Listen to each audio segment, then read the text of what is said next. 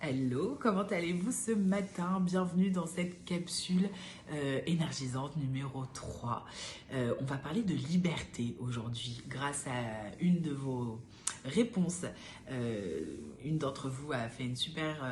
vous avez toutes fait des super réponses, mais il y en a une d'entre vous qui a abordé le point de la liberté hier dans le questionnaire et ça m'a tout de suite inspirée et je me suis dit, bah ouais, en fait finalement ce dont on souffre quand même le plus pendant ce confinement, c'est de liberté. On est privé dans nos déplacements, on doit remplir une attestation pour se déplacer. Donc finalement, le sujet, c'est vraiment ça, la liberté qui est réduite en ce moment et qui est en plus difficile pour nous en tant que Français, où on est un pays très libre, on est un pays où très souvent on est quand même habitué à avoir plus de droits que de devoirs. Et du coup, voilà, c'est quelque chose de compliqué, cette liberté qui se réduit parce qu'il y a cette impression d'avoir un étau qui se réduit un peu de jour en jour. Ce qui est d'autant plus compliqué si j'entends ce que certaines d'entre vous m'ont dit dans le questionnaire. Il y a aussi par exemple le télétravail qui vient finalement ajouter à cette privation de liberté qu'on a déjà par des mesures gouvernementales et sanitaires, j'ai envie de dire. À ça se rajoute le comportement qu'on peut avoir, qu'on peut adopter sans même que nos patrons nous les demandent et où, et où parfois ça vient de l'entreprise, d'avoir cette sensation que le télétravail déborde totalement sur votre vie personnelle au détriment de votre vie personnelle et que en fait vous ne pouvez plus faire la jonction, enfin la coupure justement entre travail et vie personnelle. Et donc c'est très compliqué à gérer, c'est anxiogène, ça fait rentrer dans un syndrome un peu de perfection, de performance, d'être toujours disponible, d'être toujours connecté, d'être toujours là. Et c'est épuisant, c'est fatigant parce que ça vient justement entraver des libertés réelles, ce confinement, mais ça vient surtout entraver des libertés mentales. Ce truc d'être soit aliéné par les infos, conditionné par des gens qui vont décider de ce qu'on va faire, de ce qu'on va devenir, de ce qu'on va... Voilà. Donc il y a cette aliénation un peu déjà mentale par l'actualité, le fait qu'on est obligé de se renseigner, de regarder des actus pour savoir finalement un peu comment vivre en ce moment. Le fait que le télétravail, par exemple, voilà, peut devenir très très invasif. Et moi, ce que j'avais envie de vous dire aujourd'hui, ce que j'avais envie de vous partager comme good practice d'auto-coaching à mettre en place dans votre vie, c'est au lieu de focaliser sur le manque de liberté de mouvement, ce manque de liberté que vous avez, c'est d'être extrêmement vigilant à la non-liberté mentale qui s'immisce en fait dans nos vies tout le temps, pas que pendant le confinement, de manière générale tout le temps, mais là encore plus pendant le confinement. Et j'ai envie de vous dire de prendre justement ce confinement comme une occasion de faire vivre à l'intérieur de vous toute la partie de la liberté individuelle, mentale qui se joue à l'intérieur de nous. Parce que, en fait, c'est un peu, j'adore cette phrase, vous le verrez pour celles qui ne me connaissent pas, c'est soit le changement que tu veux voir dans ce monde de Gandhi. Et en fait, il dit très bien que si on veut voir si on veut plus voir de la violence dans le monde, commençons par être moins violents nous-mêmes. Si on veut voir plus d'amour dans ce monde, bah, commençons par nous aimer déjà plus nous-mêmes. Et c'est pareil avec la liberté. Si on veut qu'il y ait plus de liberté dans ce monde, déjà, commençons par la faire vivre à l'intérieur de nous. Et en fait, on a énormément de liberté mentale dans nos vies. Je parle dans nos vies, dans nos prismes et tout. On a la liberté de choisir finalement ce qu'on fait ou pas comme travail. On a la liberté de se marier ou pas. On a la liberté d'avoir des enfants ou pas. On a la liberté des études qu'on va faire. On a la liberté de ce qu'on décide de vouloir gagner comme seuil d'argent ou pas. On a énormément de liberté. Sauf que en fait, mentalement, déjà, nos schémas, depuis la plus petite enfance, on est formaté. On est formaté avec certains schémas éducatifs, certains schémas sociétaux. Dans nos schémas sociétaux, ce qui est prôné à outrance, c'est la réussite et un certain type de réussite. La performance, la perfection, l'ultra-connexion à tout, à être connecté tout le temps, le tout de suite maintenant, toutes ces choses-là qui en fait sont des programmes qui sont mis à l'intérieur de nous, de nos cerveaux, et auxquels, plus ou moins en conscience, on adhère. Et c'est comme ça que moi j'ai en coaching plein de femmes qui me disent mais en fait j'ai tout pour être heureuse dans ma vie, mais je me sens en tôle en fait. Et ce que j'avais envie de vous dire aujourd'hui, c'est qu'on n'a pas besoin d'être privé de liberté physique pour se sentir en tôle ou pour ne pas faire vivre notre liberté. Et finalement, je me dis qu'on peut se créer cette opportunité pendant ce confinement de se dire ok, j'ai pas mes libertés, mais j'ai peut-être le choix ailleurs, j'ai peut-être des leviers de liberté ailleurs dans ma vie, à l'intérieur de moi. Et c'est pas un hasard pour moi, je vois tout le monde qui est un peu étonné de ces dingues, ce confinement, les gens se sont reconnectés à eux, au sens, tout ça. Mais pour moi, c'est un effet complètement logique et normal, c'est que quand le cerveau est privé d'une certaine forme, par exemple de liberté, le cerveau, il est hyper intelligent et il va aller recréer d'autres connexions neuronales au niveau de la liberté et il va aller chercher où est-ce qu'il peut foutre un peu plus de liberté dans sa vie. Et il va comprendre, le cerveau, quand il est enfermé, quand nos pensées, voilà, certains mentaux un peu entraînés, comme les vôtres, à vouloir vous éveiller, à vouloir mettre de la joie et du sens dans votre vie, va très vite faire la connexion entre, ok, si la liberté continue quand même tout le temps comme ça à être réduite, mais moi, je veux mettre quelle autre liberté dans ma vie? Donc, je vais peut-être changer de travail, je vais peut-être changer de lieu de vie, je vais peut-être aller chercher une forme de liberté autrement ailleurs ou d'une autre façon. Et donc, c'est ça que j'avais envie de vous dire aujourd'hui. Travaillez sur votre liberté intérieure, votre droit, vos libertés à vous affranchir, à vous affirmer, à oser être vous, à dire stop, à dire non, à vous organiser et à verbaliser tout ça aux autres. Vous pouvez très bien dire à votre boss, voilà, moi c'est compliqué pour moi, c'est le travail, ça empiète sur ma vie personnelle de plus en plus. Voilà, j'ai besoin de faire attention à moi et tout, donc je vais être hyper pro, je vais tout faire, mais je ne veux pas me sentir fliquée toute la journée et tout. Donc voilà, moi sinon je préfère revenir au bureau quoi. Et à la limite, mettez les gens dans leurs responsabilités. Et c'est ça aussi pour moi, la liberté c'est être responsable.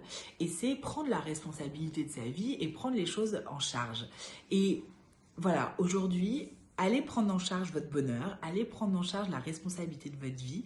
Et dans toutes les zones où il y a de la frustration, où il y a des choses qui vous énervent, posez-vous cette question. Tiens, comment je peux foutre un peu plus de liberté là-dedans? Comment, si je me sens un peu emprisonnée ou en tôle, je peux aller remettre du mouvement là-dedans, du souffle, et je peux aller remettre de la liberté?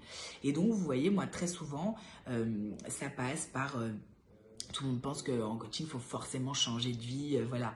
Moi, j'ai des femmes qui sont venues en me disant « mais je suis complètement en tôle dans mon boulot, ça va pas du tout, c'est l'horreur ». Et en fait, la seule chose qu'elle va faire, c'était de verbaliser des besoins. Et en fait, après avoir verbalisé certains besoins à leur hiérarchie, aux recruteurs et au tout ça, leur vie pro a changé. Il y en a d'autres où c'était plus profond. Mais voilà, allez vous interroger sur déjà toutes les privations de liberté que vous mettez toute seule, sans rien faire, toute seule. On est les pros pour se foutre des mini-cas, des mini-enfermements. Voilà, je vais vous partager un truc, moi, très très drôle. C'est que voilà, j'ai besoin d'énormément de liberté. Depuis toujours, liberté, solitude, même si je suis très extravertie et que j'adore être avec du monde. Et j'ai choisi ce métier, justement, j'ai choisi d'être à mon compte très très jeune, très tôt. J'ai été en entreprise 6 mois. J'ai choisi d'être à mon compte parce que j'ai toujours voulu être libre. J'ai toujours voulu ne pas dépendre de quelqu'un d'autre parce que je sais comment je suis. J'ai toujours été cet électron libre et j'ai envie de liberté.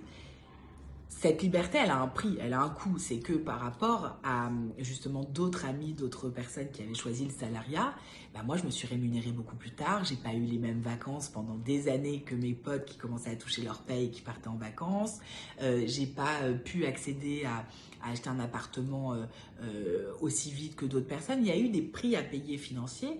Il y a eu aussi des prix à payer entre guillemets des contraintes morales, mentales. C'était que moi, le soir, quand je sors du bureau, j'ai pas cette coupure de c'est fini, parce qu'en plus j'ai choisi un métier où ce métier c'est moi, c'est ma vie, c'est voilà, il y a une interdépendance entre qui je suis et ce que je transmets.